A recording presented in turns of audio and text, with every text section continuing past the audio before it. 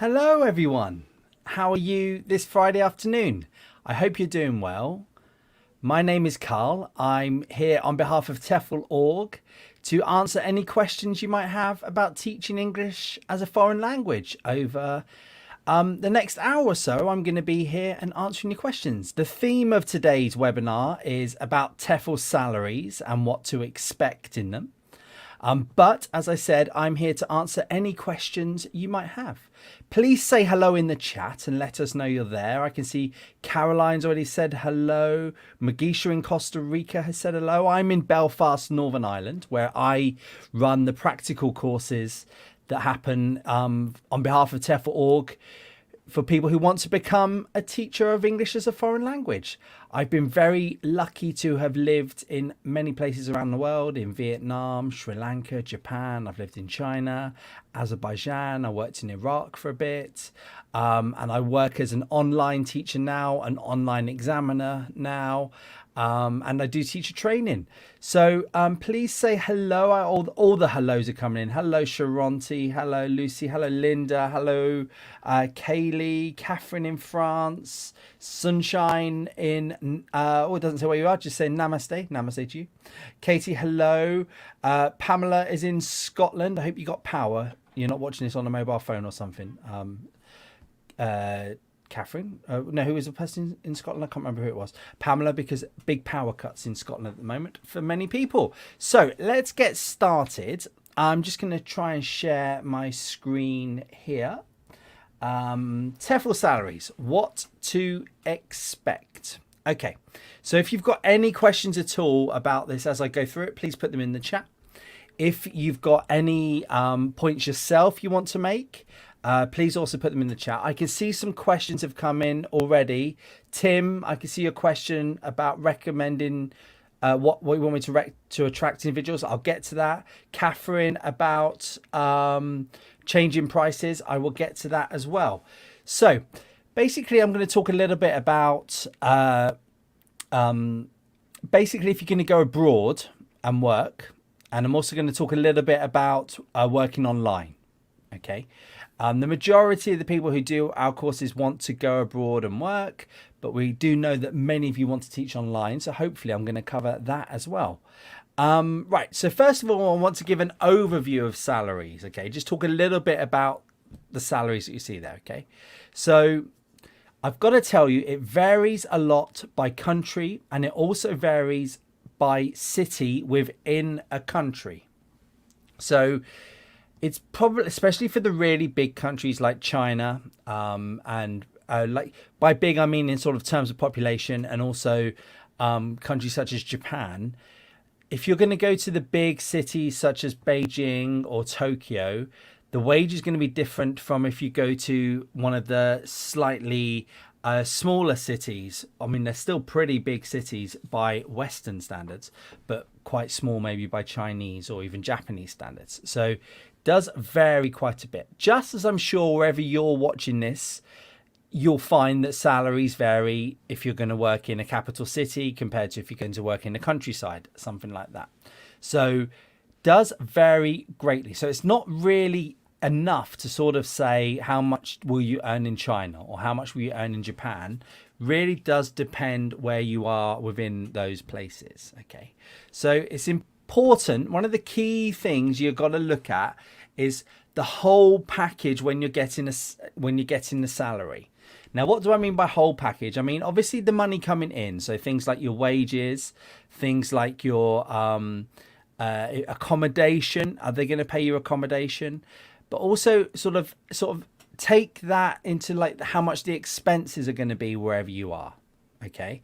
And also sort of the taxes and things like that. That's something I'm going to go into a bit. But first thing is, don't just look at the salary and think, well, that one's lower than that one.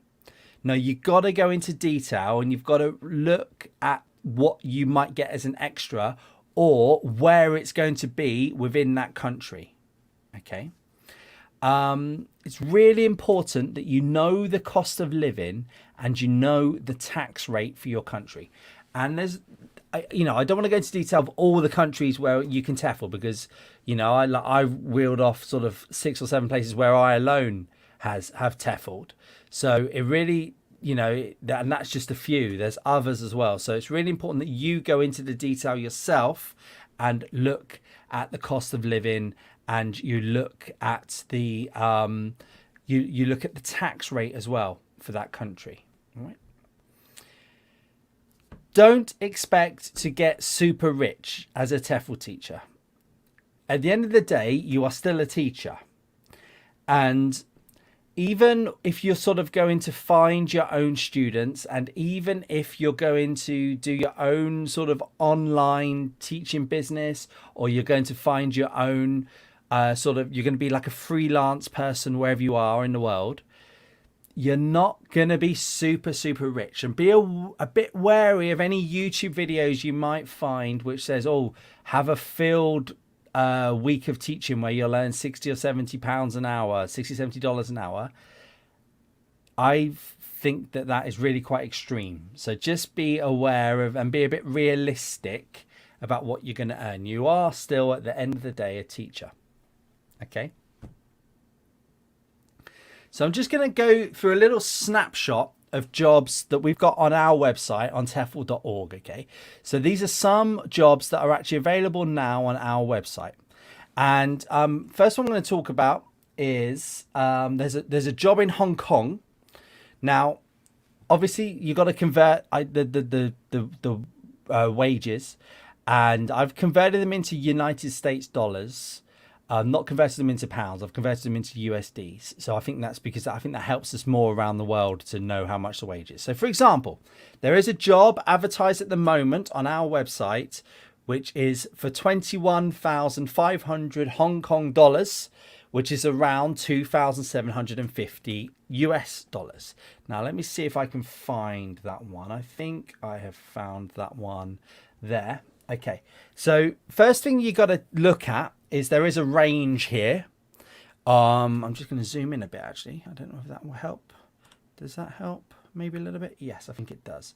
So there is a range here, and I'm going to get to the ranges in a minute. Why is there a range in a bit? But you got to look here. There's accommodation provided. Fantastic.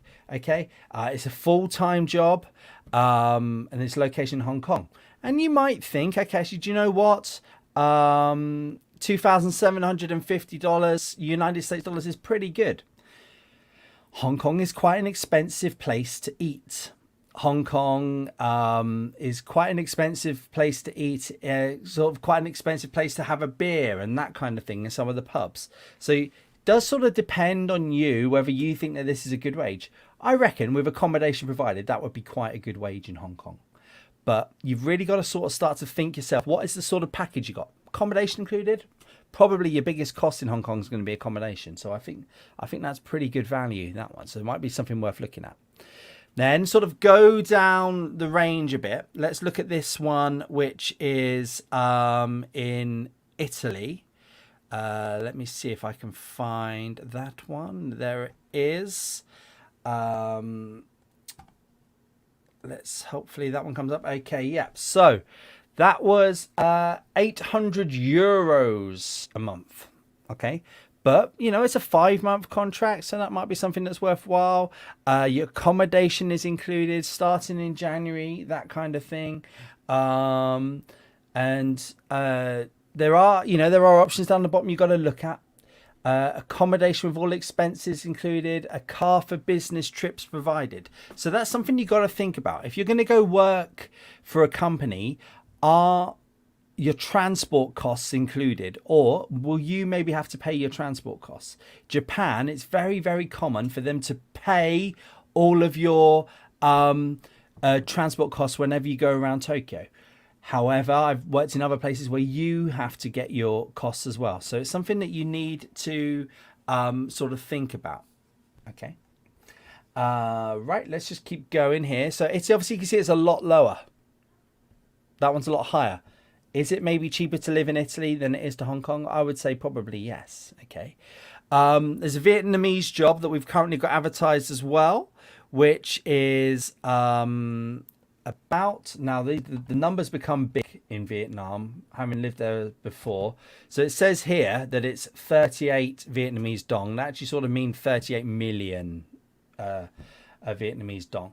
So no, see this one, accommodation is not included. So that's something that you need to look at. It's a 12-month contract. There's 90 hours per month. Okay. Guaranteed. You got an overtime rate. They'll cover your work permit fee. They'll give you some housing support in the first month. All of this kind of thing. You get a completion bonus. Okay.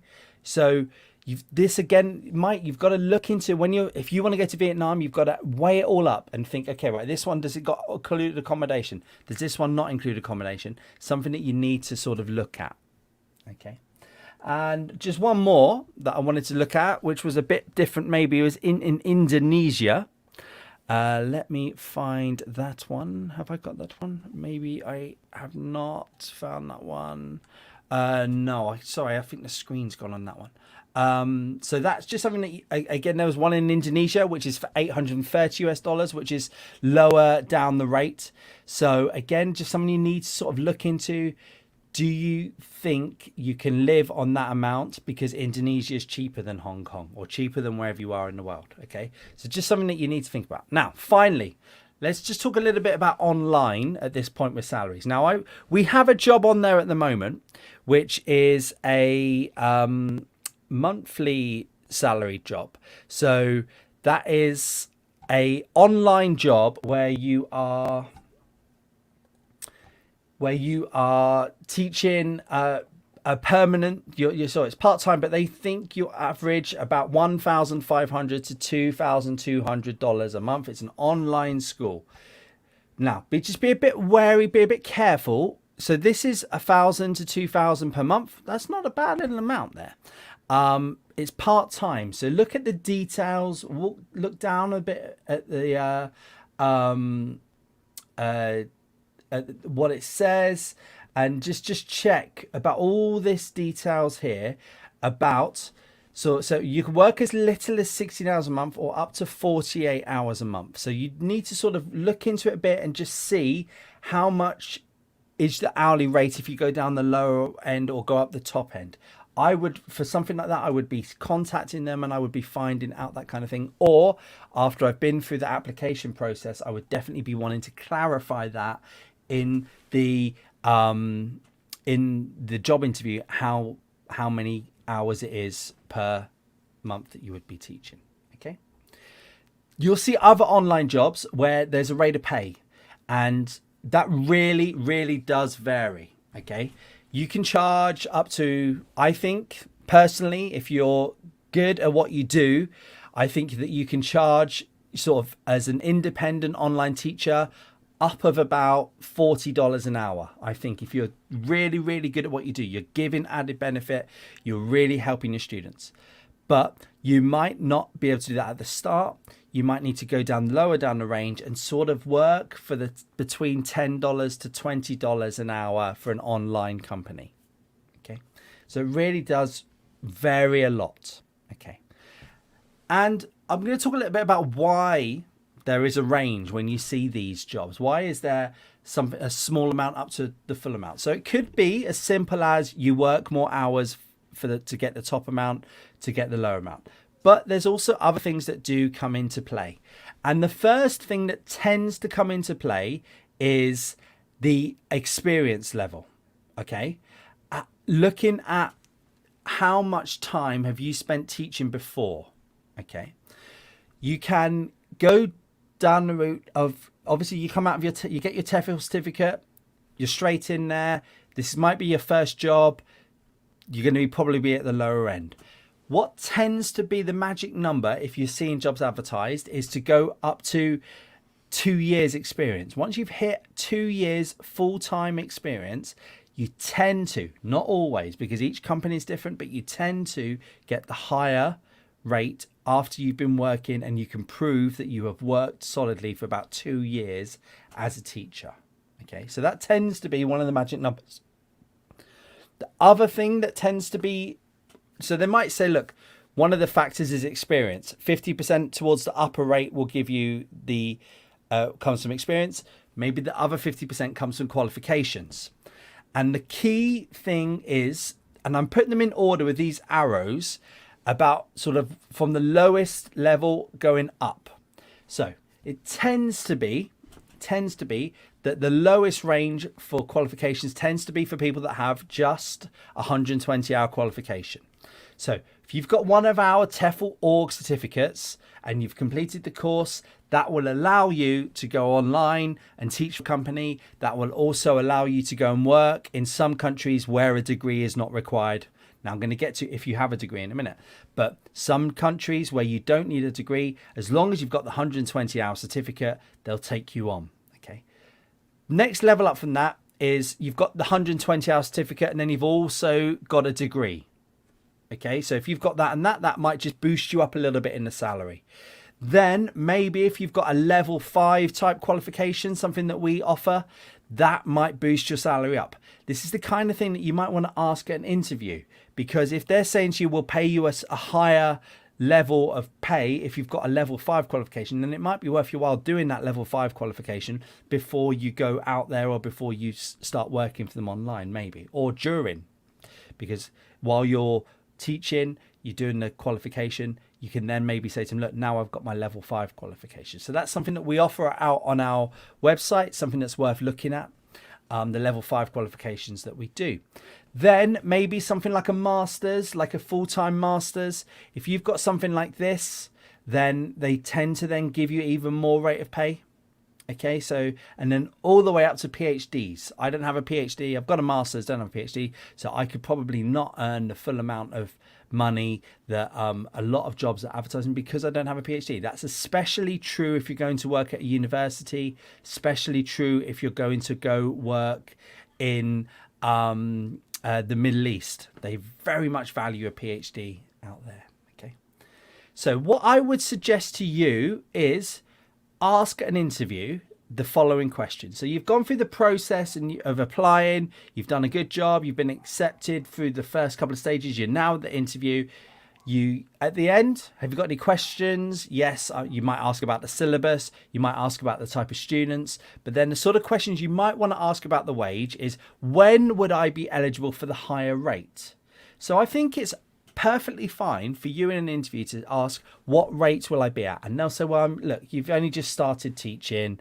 You've only been working sort of 6 months, maybe something like that, 3 months, whatever it might be. You're going to be at the lower rate. I think it's perfectly acceptable for you to say to them, yes, when will I be eligible for the higher rate? And they'll say, okay, well, actually, once you've been with us for a year, you'll be eligible for the higher rate. Perfect. Gives you an incentive to stay with them. Okay, so really something that's worth thinking about and asking them in the job interview. Okay, let's talk a bit about packages. So really, this isn't really for working online, because if you're going to go work online, really it's just a set fee. And one of the things that you might want to work out from the set fee is, how are they going to transfer the money? Is there going to be a percentage of the transfer fee that you're going to lose? So for example, they might charge you 5-10% to transfer the money. Is that coming out before your $20 an hour, for example, or is it going to come out after your $20 an hour? So it's something that's worth thinking about for online. I think that's really the only sort of thing you need to worry about for online teaching. But if you're going to go work abroad, some of the things, the first key thing when you're talking about salary is accommodation included? All right. And I think you need to find out what sort of accommodation is included, if you're happy with that accommodation. Now, some companies, they'll say accommodation is included, but actually what they'll do is they'll give you money and you have to go and find it yourself. So they'll give you some money towards accommodation. You got to work out whether the amount that they're giving you is good enough for you to rent a flat. Okay, all right. So that's just something that you need to think about. Are they actually going to sign the lease, give you some keys, or are they going to give you the money to go and find? Is that money for the accommodation enough? All right. Big plus point, I think, if accommodation is included. It helps you a lot if accommodation is included. Next thing, if you're going to go abroad, to think about is, are flights included? So companies very often, they'll pay your flights, especially for Asia, especially for Middle East, not so much for Europe. Not so much for Latin and South America, sometimes Central America, but really very much for Asia I'm talking about. They'll pay your flights, and they'll do it in one of two ways. They'll either book it themselves through a travel agent in China or in Japan or wherever it might be, or you pay it and then you claim back the money in your first month's or second month's paycheck. Sometimes they don't give you the money for that flight back until you've been with them for 12 months. Something that's worth thinking about when they say flights are included. Okay. What are the mechanics with that? Sometimes they'll just say, we'll only give you $500 worth towards your flights. And they'll say that's flights included, but actually it might not be enough to cover the flights. So something to be aware of. Another thing to think about is there an end of contract bonus? Like one of those jobs I showed you before had an end of contract bonus. What is it? How do you get it? So very often it's so you'll do 12 months and you'll get another month added on at the end. So you work for 12 months, but actually they'll pay you for 13 months. That's very, very common. Something that you need to work out. You need to ask at the interview. Okay. How will you get that end of contract bonus? Is it tied to the number of hours you've worked in the previous year, if it's a part-time job? Is it tied to you getting sort of certain grades for your students? Something to work out, okay, and just to make sure that you're very, very clear what you're getting into. Another thing to think about is, are there overtime opportunities? So I remember my very first job was at a university in it's a Melbourne university that was in Vietnam. They also had overtime opportunities that topped up my wages pretty well for like an extra sort of 4 hours a week's worth of teaching. Quite enjoyed it, worthwhile. Think about any overtime opportunities there might be. Okay. Thank you. Now, I'm just going to get to some of these questions. Thank you, everybody. So please, if you've got any specific questions about certain countries or anything like that, then please put them in the chat. If you've got any questions about what I've just gone through, please put it in the chat. I'll get to them in a minute. I'm just going to go scroll back up and get to the first ones. Tim, thank you very much for your question. What steps can you recommend to create and attract individuals to your own online groups? So this isn't necessarily connected to salaries. I'm guessing Tim is a self-employed teacher who's looking to find his own students. So look, the first thing that I recommend, Tim, is that you have your own website. I think that is the best way. Try and get your students into your own website, get them hooked into your website, and then get their details, put them on a mailing list, get them actually booking the classes on your website, get them into your website and make it a good website and do that. Now there's obviously ways of funneling people towards your website. I think email marketing lists are a good one. I like that a lot. I use that quite a bit. I think using social media is still a great tool. Free lessons, like as in 10-minute lessons on your niche. Done lots of things about niches before. Something that's worth going back and looking at if you don't really know what I'm talking about. But little 10-minute lessons where you sort of show how good you are, funnel them through, offer a deal for watching the video, get them onto your website, get them booking. Facebook, have a Facebook page and have a Facebook group where you can get sort of discussions going, a page where you can sort of sell yourself a bit, something like that.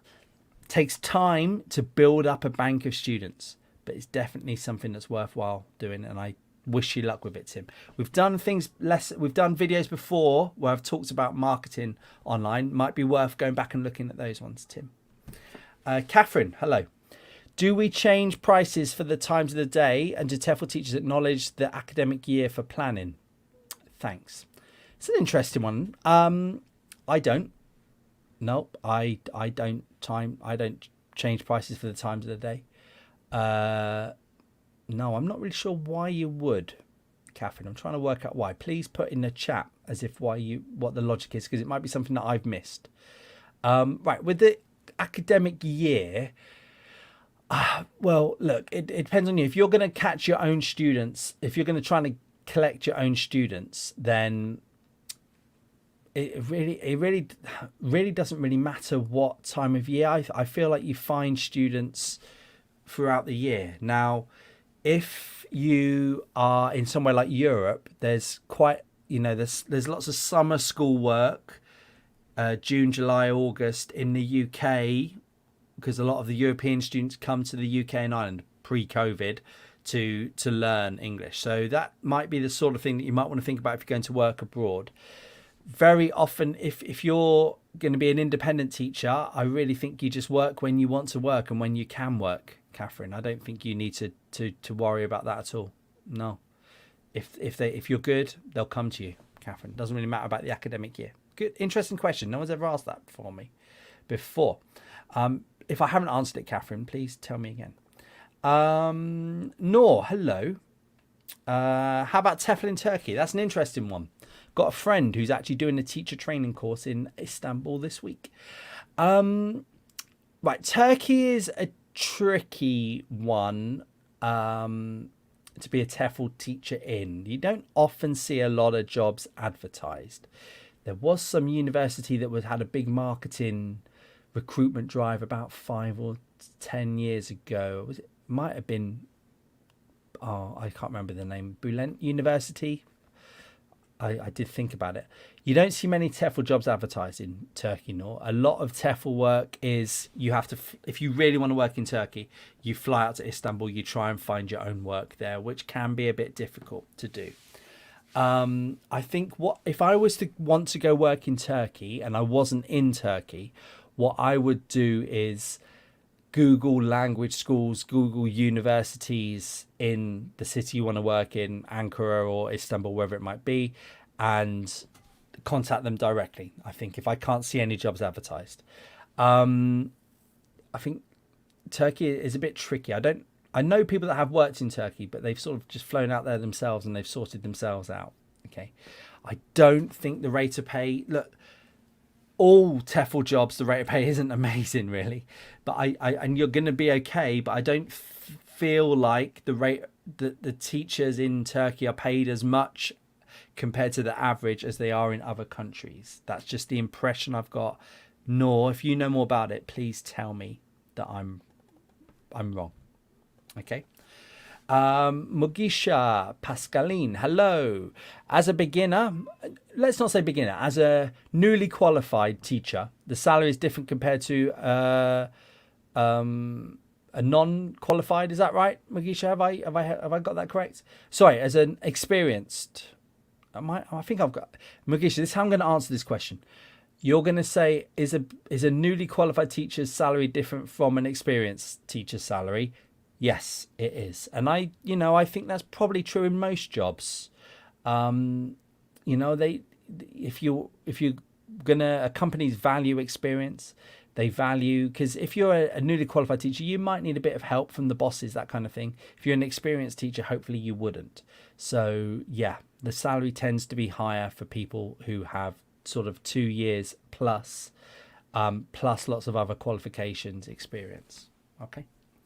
Sunshine, hello. The inevitable question. Why is it inevitable? Do non-native teachers get to enjoy same salary scale as native English teachers? Right. So,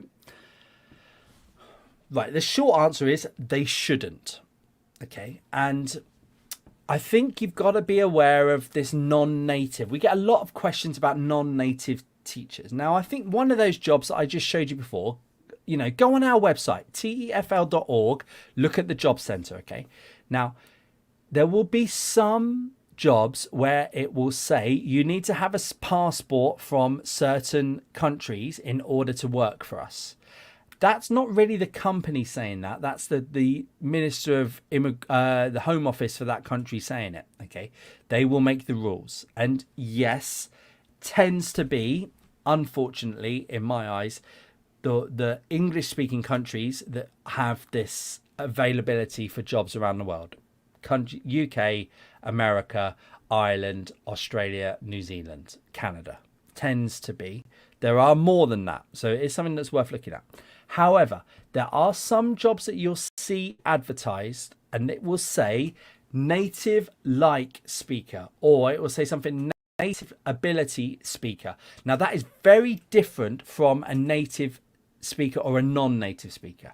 If you are a non-native speaker and you can prove that you've got a really high level of English, sort of C1 on the CEFR framework or C2 on the CEFR framework, then that should allow you to apply for native speaker jobs where it doesn't matter what passport you hold. All it says is native speaker. So that's something to look at first of all, Sunshine.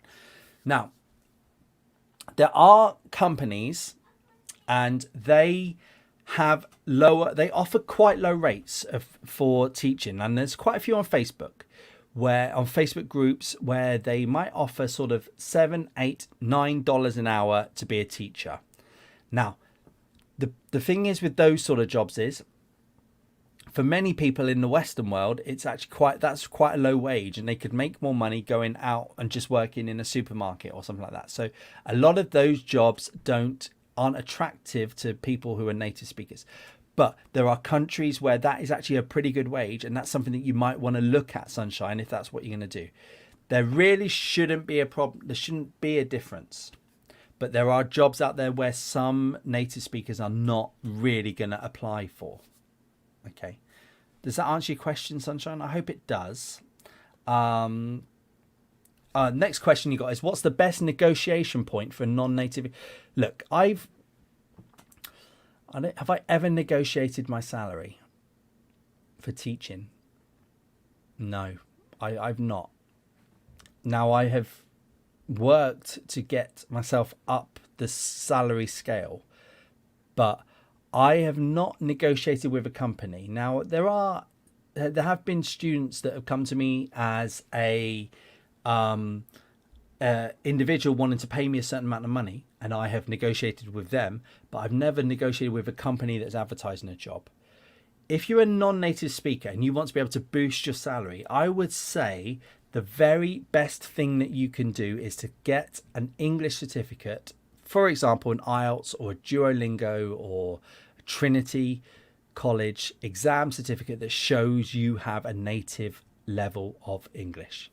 If you can do that, I would say that is probably the biggest negotiation point that you could have in terms of getting you more work. Don't just go straight out and do an IELTS. Look at the test that suits you the best. Look at the test that works for you the best. Okay. Mustar. Despite being proficient, does being a non-native speaker make your salary exposed to reduction? So I think I've just answered that, so I don't want to go into too much detail. Look, for example, Musta. I don't want to be a little bit horrible here, but some of the vocabulary you're using there is not a native level of English. So that's just something that you guys have got to be a bit aware of in terms of when you're applying. Make sure that you do have your application. If you think you can apply for native level jobs, please go for it. But you've really got to make sure that your application, your CV, all that kind of thing is of a really high standard.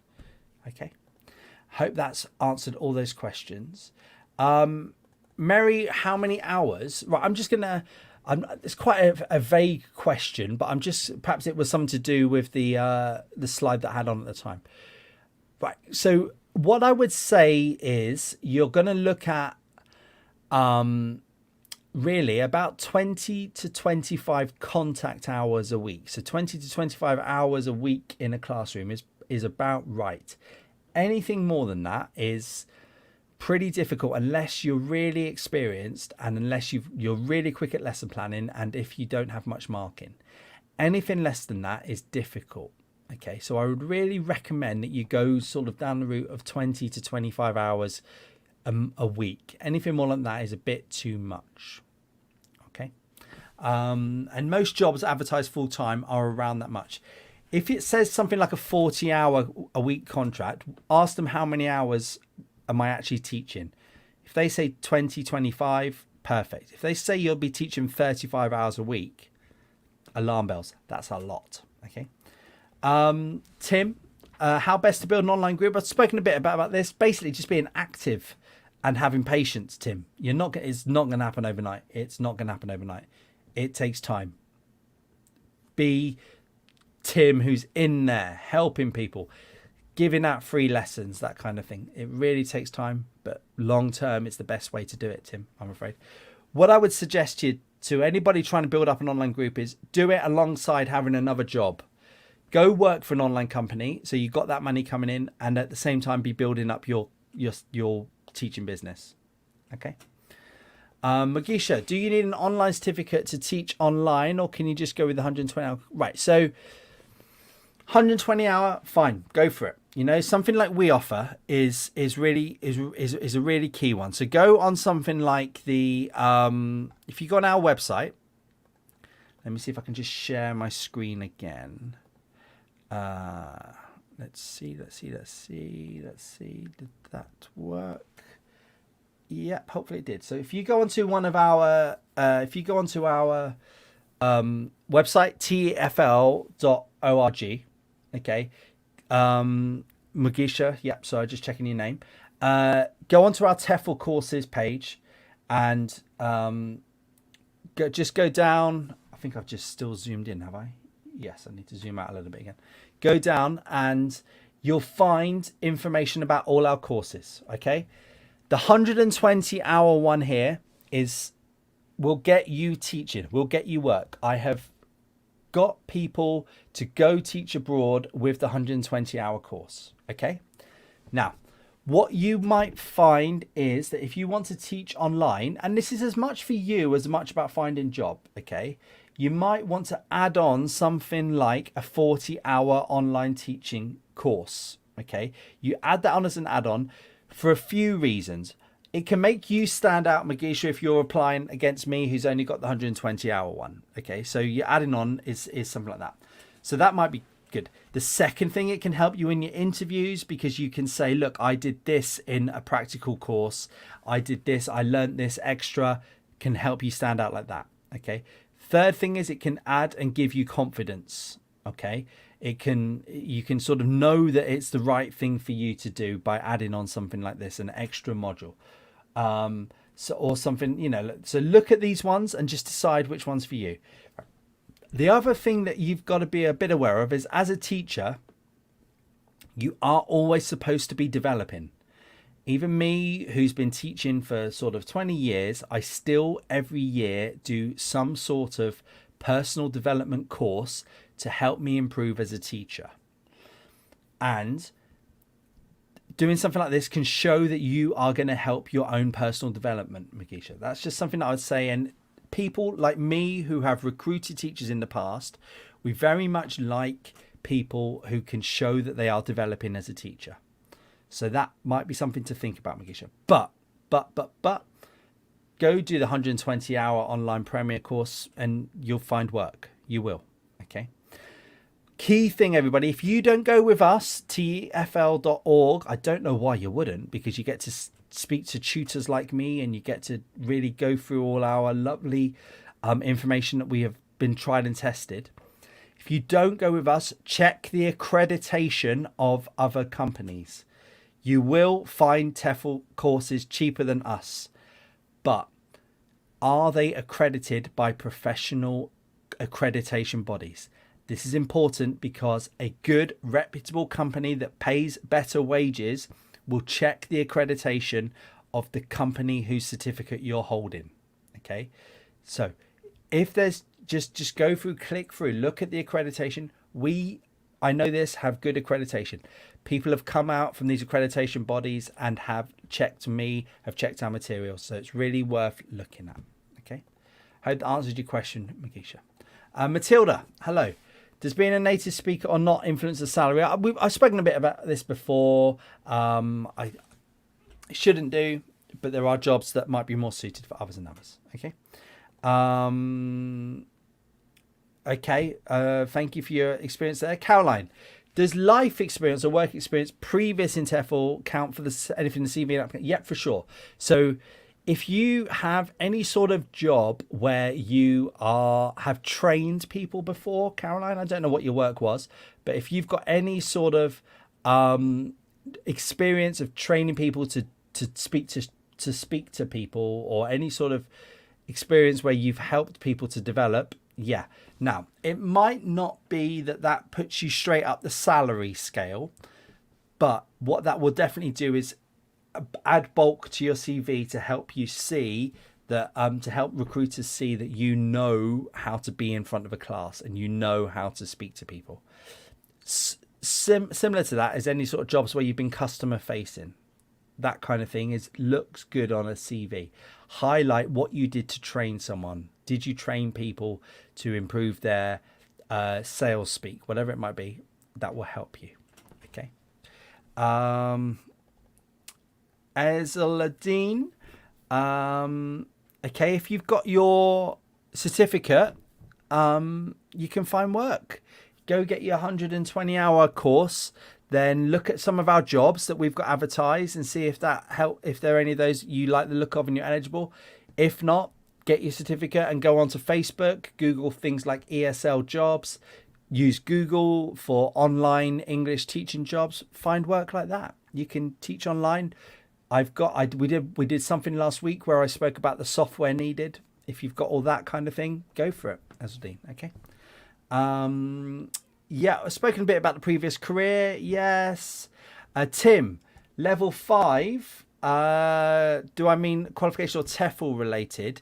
So basically there's these levels of qualifications that you can get in any field, not just teaching English as a foreign language, which are checked by bodies such as in the UK.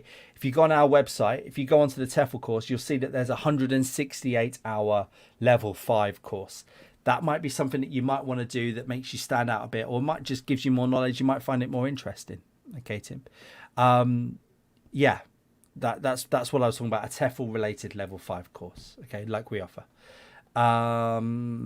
Nice, everybody having a little chat. I like that. Sal, would it be possible to gather evidence for future qualified teacher status in the UK? Interesting. So you want to get qualified teacher status in the UK, you have to do a PGCE. Now, there's lots of providers in the UK that allow you to do a PGCE. Some want you to have some sort of experience of teaching before, others really don't. But you would still, now if you're going to get, there is something called an international PGCE, but that doesn't really allow you to teach in the UK. But to get qualified teacher status, you need to do a PGCE. That's not something that we offer here at TEFL. That's something that you have to go to university for a year to do. You very often need to have a degree before that. How much do I know about South Korea? I know the food's amazing. The best food, I think, in the world. I think there's loads and loads of jobs. We did a video, I think, about teaching in South Korea, so it might be something that's worth looking at. Different ways of getting into South Korea. You can go work for a private language school, but there's also government schemes where they get you, they sort of place you in government schools. That might be more your idea, Sal. We have a blog. If you go on our blog, which go to tefl.org/blog, blog, type in South Korea, you'll find some information there. Okay. Moesha, can I maybe go into online teaching in Thailand? So do you want to teach Thai students, or do you want to, because Thailand's a big place for people to be a digital nomad. Okay. By that means, I means that people go and live in Thailand because it's quite cheap to live in Thailand, rent places, especially outside of Bangkok. And then they teach maybe Chinese students from Thailand. If that's what you mean, Marisha, quite a few things. We have a page about digital nomads on our blog, something that's worth looking at. Actually teaching Thai students online, I don't know if there's a huge market for it. Why? Because there's lots of language schools in Thailand. Okay. So I don't know much myself about teaching Thai students online. I think there's not the biggest market. I think the bigger market is maybe South America and Southeast and East. Sorry, well, not Southeast. By Southeast, I mean sort of maybe Singaporean and Malaysian or East Asian students such as Japan and Korea. I hope that answered your question, Marisha, but I don't think it did. Pranali, hello. You are from India. You got a bachelor's in English and doing a level 5 TEFL course. You want to work in Italy, but also want to earn and save some. Right. The problem, right, Italy isn't a great place to save a bit of money. Now, look, everywhere I've lived, I've been able to save some money. Not every month, because some months I went a bit crazy. But overall, after a 12-month contract, I've saved money. The problem with working in the EU, if you don't have an EU passport, is it's quite expensive for the schools to set you up. And a lot of those schools don't have the budget to pay for non-EU people to come to the EU. So that might be something that you would need to pay yourself, Pranali. So if you really want to go to Italy, you find yourself a language school in Rome, you email them, you get talking to them, you Skype them, all that kind of thing. You work it all out. They'll then maybe say, do you have an EU passport? You'll say no. They'll say, well, it's going to cost 2,000 euros, for example, for that to come. It might be that you pay for that, Pranelli, okay? A lot of schools don't allow that. They don't really like that because they don't have the budget, okay? But if you can get there, you will have a lot of fun in Italy. There's a lot of work in Italy. There's lots of places that you can go all around Italy, lots of different things. But you can also work for lots of different schools and make a few quid. There's also lots of private tutoring as well in Italy. So it's a good place to work, but it's difficult if you don't have an EU passport, Pranali. I'm not going to lie to you. I'm sorry. Okay. Marisha, how much do I know about Thailand? Well, I've had a few holidays there and I absolutely loved it. Maybe we'll do a webinar on Thailand soon. I would really enjoy that. Mia, jobs in Israel. Not that I really see. I'll be honest with you, mainly because Israelis can speak pretty good English from their school. They learn pretty good English at their school. So I don't ever see any jobs advertised in Israel. I see lots of international PGCE jobs advertised, so to go work in high schools, that kind of thing, but not really TEFL jobs. Prove me wrong, please. I'd love to know if anybody else has worked in Israel. Catherine, evening classes versus day classes. No, I think pretty much you get the same rate of pay wherever you go. Pretty much. And jobs in Switzerland. I feel like I've seen jobs in Switzerland advertised before, but not for a while. Again, the schools are pretty good. So it's like going to teach in Germany.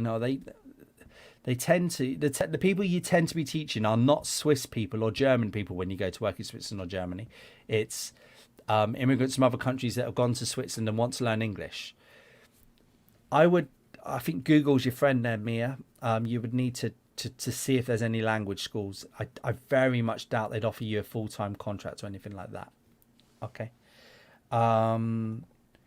Katie, what sort of work visa do you need to teach abroad? Yep. Right. So go different by country, but definitely any country where you need a work visa, the company should help you to get that. Every country I've ever worked in, Vietnam, Iraq, anywhere where it's been, the company has helped me to get the work visa and they should pay for it. Yeah. So first of all, you've got to think about where you want to go, Katie, then look for jobs, then get offered the job through the application process and ask them about the visa process. Might be that you pay it all up front, they then give you the money back. Might be that they wire you the money, just depends, okay? They will help you with the work visas. TEFL in Italy. I don't know, Alan, if we have a page in the blog about TEFL in Italy. I'm not sure if we do. I'm sure you'd put it in the chat if we have, because you've been amazing, Alan. Thank you for putting the stuff in the links in the chat. No, I don't. I'll see if I can think about that. Pranelli, I'm not sure we've got a page about TEFL in Italy. Alua. Which of the Mediterranean countries is the best to get a well or decent paid job in? Spain. Preference is Italy, but it seems to be hard to find a well-paid job there. Agreed. Spain is better than Italy. Quite simple.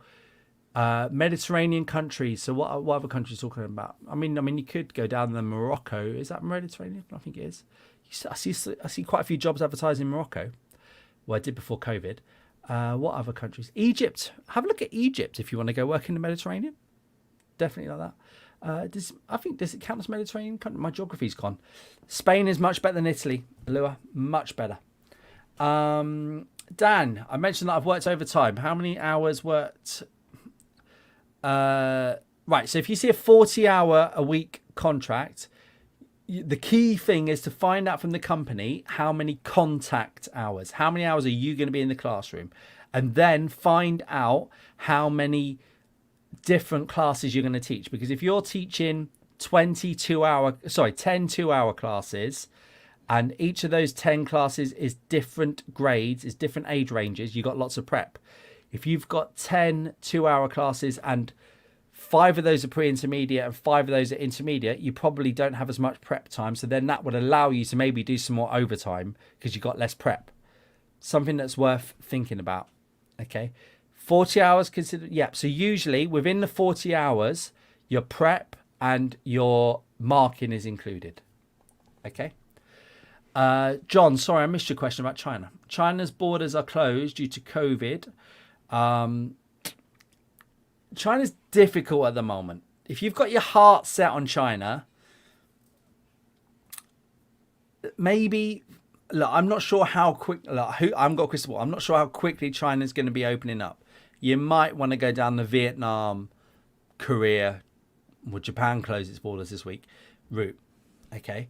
But if you're really set for it, what's the best way to prepare to teach there? Teach online? Yep, for sure. But if you want to go teach face to face, then I would go to a different country, John. Personally, I would prefer that myself to teaching online. If you know eventually you want to go and work in China, okay. Mia, yeah, that's an interesting one about the COVID vaccination. Yeah, I've seen jobs advertise where they want a COVID vaccination. Spain, for example, this week I think has said that everybody's got to have a COVID vaccination to enter the border. So definitely something important. We're coming to the end now. I'm going to just try and rush through them. Auxilia in Spain. I'm not sure about that one, Dan. I recommend Spain. I think Spain's a fantastic place to go and teach if you can get in there, for sure. I think it's an amazing place. Okay,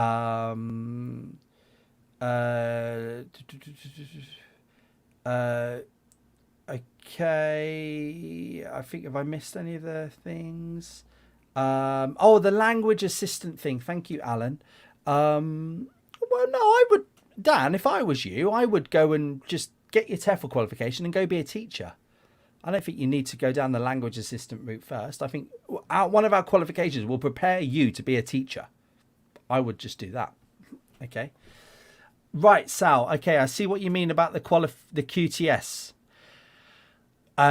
You need to contact a university about that. I don't know the answer. Sorry, I don't know the answer. Okay. Can you teach in Italy or online with just 120 hour certificate, or do I need a university degree too? Right, if you've got an EU passport, Europe is one of the best places to go without a degree if you've got a EU passport. Okay, so you don't need to have a degree. You need a passport. You don't need to have a degree to work in Spain or to work in Italy. Okay, just get your 120 hour qualification and then go. All right, that's fine. Okay, if you don't have an EU passport, you might need a degree in order to get the work visa. Okay.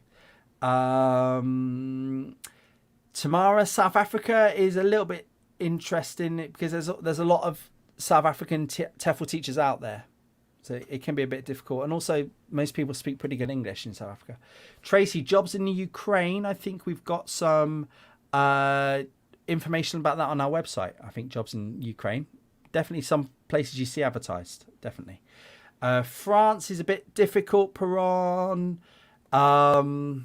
It's not as big a market as Spain and Italy. Okay. Right. Last two questions. Sunshine, going by my teaching experience and current market demands, can you list out a few lucrative? You want to just make the money, you got to follow the oil, Sunshine. So if you were a lady and you wanted to make some money, I would see if you can get into a ladies' university in Saudi Arabia. I would go down that route. I think that's probably the most lucrative thing that you could do. And I'm guessing by your name, Sunshine Love, is that you are a lady. So I would go down the route of working at a ladies' university in Saudi Arabia. I reckon that's probably the most lucrative teaching gig that you could get. DKF, how do you know how safe a job is? I did a video a few weeks ago about TEFL scams. Might be worth looking at. Most jobs are pretty good. Okay, you don't really, any jobs where they're asking you for money up front is a bit dodgy. That makes me a bit crazy. Okay. Dan, best country for beginners or newly qualified to get a start with a decent salary is probably somewhere like China, probably somewhere like Japan, maybe, to get a decent salary. But one country's decent salary is different from another's. Okay, so although the rate of pay might be lower in Italy, everything else is cheaper. If you go to Hong Kong and you go to China, it can be really quite expensive, Dan. So I wouldn't really worry. If you're only worried about money, go to the Middle East. Simple as. All you care about is money, go to Middle East.